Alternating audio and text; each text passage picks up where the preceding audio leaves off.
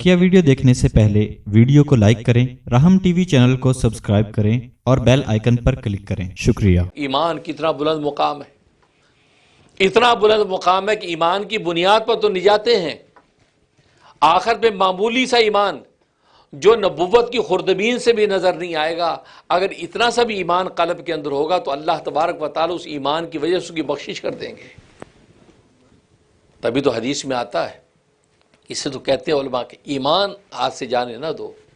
अमल तो बाबा आदम से भी जन्नतों के अंदर गलत हो गया, जिस फल से रोका था वो खा बैठा, लेकिन ईमान उसका पुख्ता था।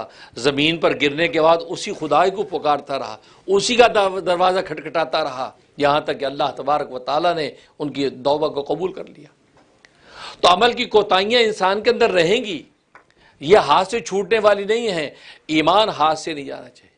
ईमान ऐसे आला दर्जे का कवी हो कि उसमें कोई कंप्रोमाइज़ नहीं। यहाँ तक कि अगर कोई शख्स ये कहता है, इमाम आज़म अबू हनीफा रहमतुल्लाह अलैह मसला लिखते हैं, अगर आपसे कोई पूछे कि आप मुसलमान हैं और आप कहें इंशाअल्लाह मैं मुसलमान हूँ, फ़कद कफ़र, वो काफिर हो जाता है। क्योंकि इंशाअल्लाह, ये इंशाअल्लाह का जो वर्ड है ये शक व शुबे के लिए होता है, शक के लिए होता है। तो आपने जो जवाब दिया है कि इंशाअल्लाह मैं मुसलमान हूँ, तो कहा कि आपने अपने ईमान पर शक को ज़ाहिर किया, और जिस ईमान में इस दर्जे का भी शक होता है अल्लाह के यहाँ, वो ईमान नहीं कुफर बन जाता है। ईमान तो ऐसी चीज़, उसमें तो आप इंशाअल्लाह का सवूर ही पूरी डेफिनेट आपको जवाब देना, हाँ मैं मुसलमान हूँ, अल्हम्दुलिल्लाह, बिल्कुल पक्का सच्चा मुसलमान। ईमान मेरा पुख्ता है, यकीन कामिल है।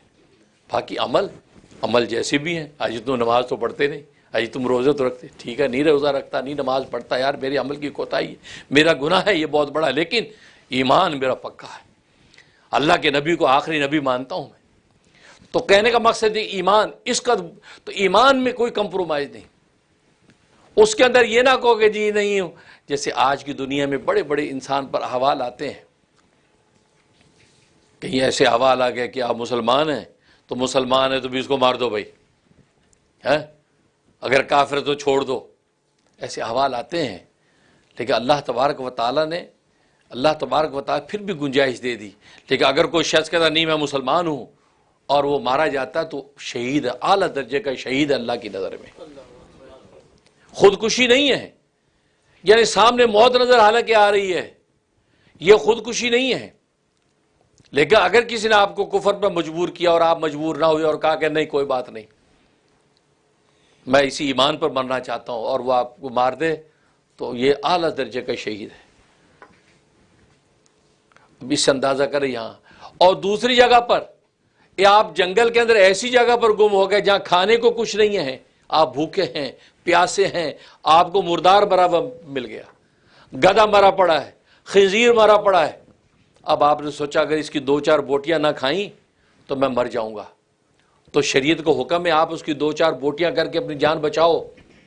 अगर इसने सोचा नहीं नहीं नहीं नहीं मैं ये नहीं खाता, क्योंकि खंजीर तो सवाल ही नहीं पैदा होता, मैं नहीं खाऊंगा, मर जाऊंगा, मैं खाऊंगा नहीं, और वो मर गया, तो हदीस क्या फरमाती है, दखल नार, सीधा जहन्नुम में जाएगा। खुदकुशी, सीधा जहन्नुम में।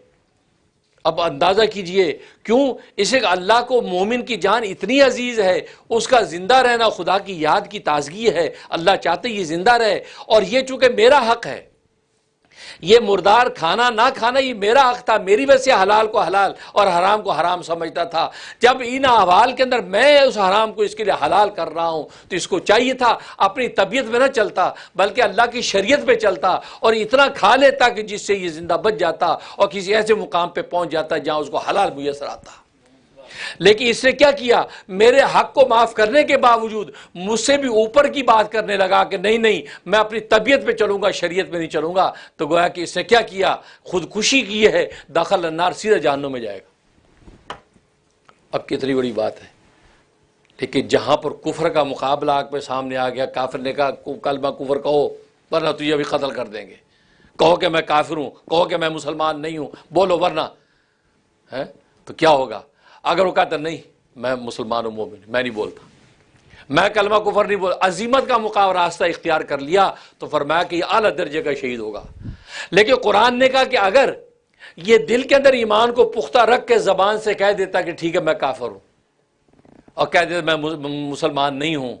اللہ نے انسان کی بشری کمزوری کا بھی لحاظ کیا، کہا کہ اگر یہ مجبور کر دیا گیا کلمہ کفر پہ اور دل میں ایمان رکھ کے زبان سے کفر کا کلمہ کہہ کے جان بچا لی، تو فرمایا یہ رخصت کا راستہ اختیار کر لیا، ہم اس کی بھی اجازت دیتے ہیں۔